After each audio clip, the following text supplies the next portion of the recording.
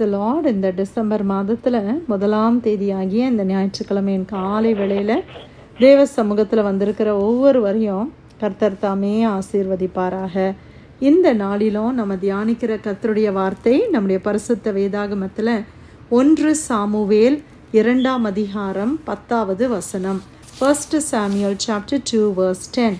கர்த்தரோடே வழக்காடுகிறவர்கள் நொறுக்கப்படுவார்கள், வானத்திலிருந்து அவர்கள் மேல் முழங்குவார்.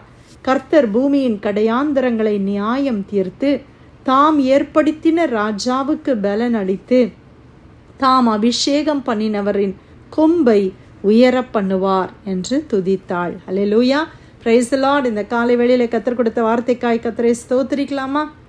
இந்த 1 சாமுவேல் 2ஆம் அதிகாரம் அன்னாள் அவருடைய ஜெபம் என்று சொல்லப்படுகிறது.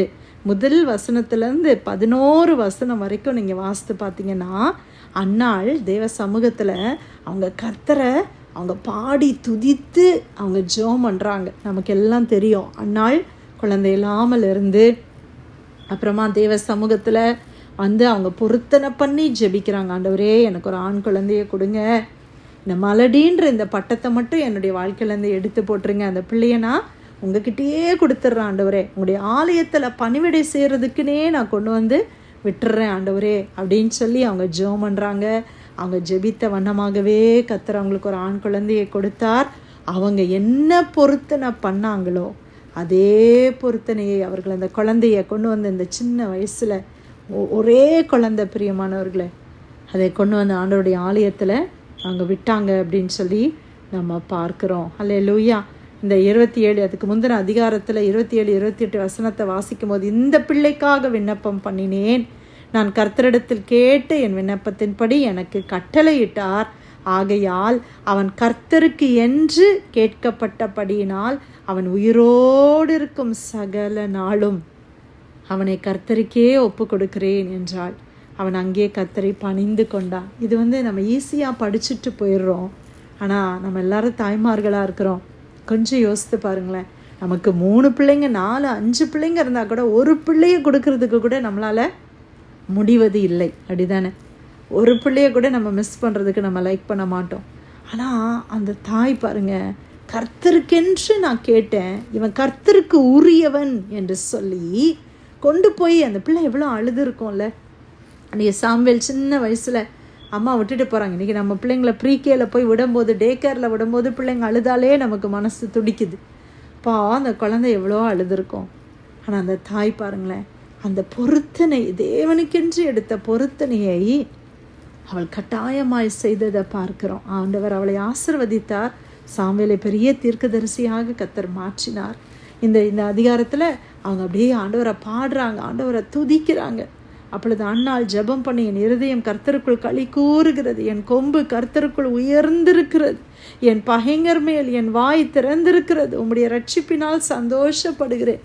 ஏனென்றால் நமக்கு தெரியும், பெண்ணினாள் என்று சொல்லி அவருடைய ஹஸ்பண்டுடைய இன்னொரு ஒய்ஃப், அவங்களுக்கு அநேக பிள்ளைங்க, அன்னாளுக்கு பிள்ளை இல்லைன்னு சொல்லி அவங்க ரொம்ப அவங்கள மனமடிவாக்கி அவங்கள ரொம்ப கஷ்டப்படுத்துகிறாங்கன்னு சொல்லி நம்ம வாசிக்கிறோம். அப்போ அன்னாள் சொல்கிறாங்க, ஆண்டவரே, நீங்கள் என் கொம்பை உயர்த்திட்டீங்க ஆண்டவரே, உடைய ரட்சிப்பினால் நான் சந்தோஷப்படுறேன் ஆண்டவரே, என் பகைஞர் மேல் என் வாய் திறந்திருக்கிறது. இவ்வளோ நாள் என் வாய் மூடி இருந்தது, ஒரு வார்த்தை கூட என்னால் பேச முடியல. அவங்க தான் எல்லாம் பேசுனாங்க, ஆனால் இன்றைக்கி என் வாயை நீங்கள் திறந்துட்டீங்க, இனிமே ஆண்டவரேன்னு சொல்லி அவங்க கர்த்தரை துதிக்கிறாங்க. இந்த வசனத்தில், இன்றைக்கி நம்ம தியானிக்கிற இந்த வசனத்தில் கூட, கர்த்தரோடைய வழக்காடுகிறவர்கள் நொறுக்கப்படுவார்கள். அன்னாளுக்கு விரோதமாக அநேகர் ஒருவேளை சொல்லியிருக்கலாம், அவங்கள குறித்து எவ்வளவோ மனமடிவாக்கி இருக்கலாம். ஆனால் கர்த்தருக்கு விரோதமாய் வழக்காடுகிறவர்கள் நொறுக்கப்படுகிற, தேவனுக்கு விரோதமாக, நம்ம ஆண்டவருக்கு உண்மையாக இருக்கும்போது நமக்கு விரோதமாக வழக்காடுகிறவர்கள் கர்த்தருக்கு விரோதமாய் வழக்காடுகிறவர்கள் தான். அவங்க கர்த்தருக்கு விரோதமாக வழக்காடும்போது அவங்க நொறுக்கப்பட்டு போய் விடுவார்கள். ஒருவேளை உங்களுக்கு விரோதமாக அநேகர் எழும்பி இருக்கிறாங்களா பிரியமானவர்களே? இல்லாவிட்டால் இப்படியான ஒரு சூழ்நிலை வழியாக நீங்கள் கடந்து போகிறீங்களா? ஆண்டவருக்கு விரோதமாய் வழக்காடுகிறவர்கள், அவர்களை நாம் எதுவுமே செய்யணும்னு அவசியம் இல்லை. நம்மளுக்கு விரோதமான குற்றங்களை சுமத்துகிறார்களா, அபாண்டமான பழிகளை சொல்லுகிறார்களா, நல்லது செய்து தீமையை அனுபவிக்கிற ஒரு சூழ்நிலையில் இருக்கிற மாதிரி உங்களுடைய சூழ்நிலை இன்றைக்கு காணப்படுகிறதா? அவர்களை ஆண்டவருடைய சமூகத்தில் நீங்கள் ஒப்பு கொடுங்க. ஏன்னா நம்ம அவங்களோட போய் சண்டை பண்ணவோ இல்லை அவங்கள கிளியர் பண்ணவோ, சில நேரத்தில் மிஸ் அண்டர்ஸ்டாண்டிங்கில் சிலர் ஒரு மாதிரி பேசுவாங்க.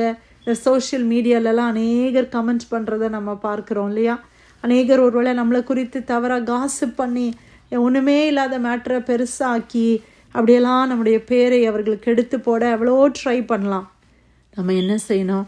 தேவ சமூகத்தில் நம்ம உண்மையாக இருந்தால் போதும். ஆண்டவர் இடத்துல ஒப்பு கொடுத்தணும். ஆண்டவரே, என்னால் இதை டீல் பண்ண எனக்கு பலன் இல்லை ஆண்டவரே. இவங்ககிட்ட போய் பேசுகிறதுக்கும் எனக்கு ஸ்மார்ட்னஸ் இல்லை ஆண்டவரே. அவங்கள மாதிரிலாம் எனக்கு பேசவும் தெரியல. நான் உங்ககிட்ட சொல்லிடுறேன், நீங்கள் பார்த்துக்கோங்க ஆண்டவரே அப்படின்னு சொல்லி நம்ம தேவனிடத்தில் நாம் ஒப்பு கொடுத்து விட வேண்டும். கர்த்தருடைய வழக்காடுகிறவர்களை கர்த்தர் பார்த்து கொள்வார். ஆண்டவர் அவங்களை எப்படி டீல் பண்ணணுமோ ஆண்டவர் டீல் பண்ணுவார். அவர்கள் நொறுக்கப்படுவார்கள், வானத்திலிருந்து அவர்கள் மேல் முழங்குவார். தேவன் அவருடைய வானத்திலிருந்து ஆண்டவர் அவரோடு முழங்குவார். கர்த்தர் பூமியின் கடையாந்திரங்களை நியாயம் தீர்க்கிற தேவன். அவர் நீதியாக நியாயம் தீர்ப்பார், நியாயத்தோடு நியாயம் தீர்ப்பார். இன்றைக்கி நம்ம ஒருத்தர்கிட்ட போய் இப்படி தான் என்னுடைய சைடில் இருந்து இதுதான் நடந்துச்சு, இதுதான் நான் பேசினேன், அவங்க வேறு மாதிரிலாம் சொல்கிறாங்க அப்படின்னு நம்ம போய் எக்ஸ்பிளைன் பண்ண போனோன்னா அந்த பிரச்சனை எப்படி இருக்கும்னா இன்னும் அதிகமாக போய்கிட்டே இருக்கும். அப்போ நம்ம என்ன செய்யணும்? என்னுடைய சைடு ஆண்டவருக்கு தெரியும். ஆண்டவர் நல்ல நியாயத்தை கொடுக்கிற தேவன், நீதியாய் நியாயம் தீர்ப்பார். தேவனை காத்திருக்கும், தேவனை சார்ந்து கொள்வோம். ஹல்லேலூயா. பூமியின் கடையாந்திரங்களை அவர் நியாயம் தீர்த்து தாம் ஏற்படுத்தின ராஜாவுக்கு பலன் அளித்து தான் அபிஷேகம் பண்ணினவரின் கொம்பை உயர பண்ணுவார். தேவனால் நீங்கள் அபிஷேகம் பண்ணப்பட்டிருக்கிறீங்களா? ஆண்டவர் உங்கள் கொம்பை உயர்த்துவார். இன்னைக்கு ஒருவேளை நம்ம தலை குனிந்த ஒரு சூழ்நிலையாக இருக்கலாம், அநேகர் பரியாசம் பண்ணுகிற ஒரு சூழ்நிலையில் நீங்கள் இருக்கலாம். ஆனால் நாட்கள் வரும் பிரியமானவர்களே, கர்த்தர் தம்முடைய பிள்ளைகளுடைய கொம்பை அவர் உயர பண்ணுவார். இதே வசனத்தை தான் 1வது வசனத்தில் அன்னாள் சொல்கிறாங்க இல்லையா? கர்த்தருக்குள் களி கூறுகிறேன், என்னுடைய கொம்பு கர்த்தருக்குள் உயர்ந்திருக்கிறது, என் பகைஞரின் மேல் என் வாய் திறந்திருக்கிறது. கர்த்தருக்குள் என் கொம்பு உயர்ந்திருக்கிறது.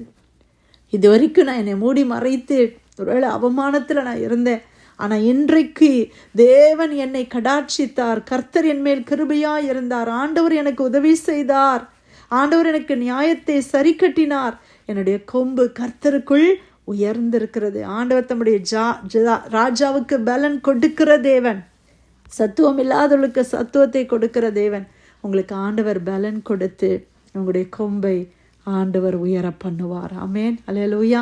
இந்த டிசம்பர் மாதத்தில், இந்த புதிய மாதத்துக்குள்ளே நம்ம பிரவேசிக்கிறோம். சந்தோஷமான ஒரு மாதம், ஒரு நம்பிக்கையை கொடுக்கிற ஒரு மாதம், சமாதானத்தை கொடுக்கிற ஒரு மாதம். இயேசு நம்ம வாழ்க்கையில் வந்தது எவ்வளோ பெரிய ஒரு சந்தோஷம். இயேசு நம்ம வாழ்க்கையில் பிறந்தது எவ்வளோ பெரிய ஒரு மாற்றம். ஆண்டவர் நம்மளுடைய வாழ்க்கையில் எத்தனை நன்மைகளை கொடுத்திருக்கிறார். அல்லேலூயா. அந்த மாதத்துக்குள்ளே நம்ம பிரவேசிக்கிறோம். கர்த்தர் உங்களுக்கு பலன் கொடுப்பார். கர்த்தர் உங்களுடைய கொம்பை உயர்த்துவார். கர்த்தர் நீதியாய் நியாயம் தீர்ப்பார். ஹல்லேலூயா. அதனால் நம்ம எதுக்கும் பயப்பட வேண்டிய அவசியம் இல்லை, கலங்க வேண்டிய அவசியம் இல்லை, கவலைப்பட வேண்டிய அவசியம் இல்லை. ஆண்டவர் நம்ம கூட இருந்து நம்மளை நடத்துவார். நம்ம தேவனுக்கு முன்பாக என்னை நான் உத்தமனாய் காத்து கொள்ள வேண்டும். அது ரொம்ப முக்கியம். ஆண்டவருக்கு முன்னால் நான் உண்மையாக இருக்கேன், நான் வார்த்தையின்படி நான் ஆண்டவர் சொல்கிறத நான் செய்கிறேனா, கீழ்ப்படுகிறேனா, அவ்வளோதான் பிரியமானவர்களே. மற்ற எதுவுமே நமக்கு பெருசு இல்லை. நம்ம அமைதியாக இருக்கும்போது கர்த்தர் எல்லாம் அழகாக நேர்த்தியாய் ஆண்டவர் செய்வார். உடைய கொம்பை கர்த்தர் உயர்த்துவார்.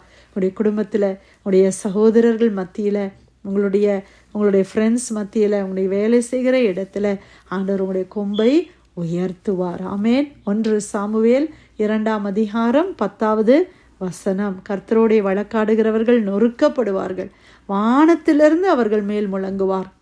கர்த்தர் பூமியின் கடையாந்திரங்களை நியாயம் தீர்த்து தாம் ஏற்படுத்தின ராஜாவுக்கு பலனளித்து தான் அபிஷேகம் பண்ணினவரின் கொம்பை உயர பண்ணுவார் என்று துதித்தாள். கர்த்தர் கொடுத்த நல்ல வார்த்தைக்காய் தேவனுக்கு நன்றி செலுத்தி பிரேயர்ல வந்திருக்கிற யாராவது நம்ம ஜெபிக்கலாமா?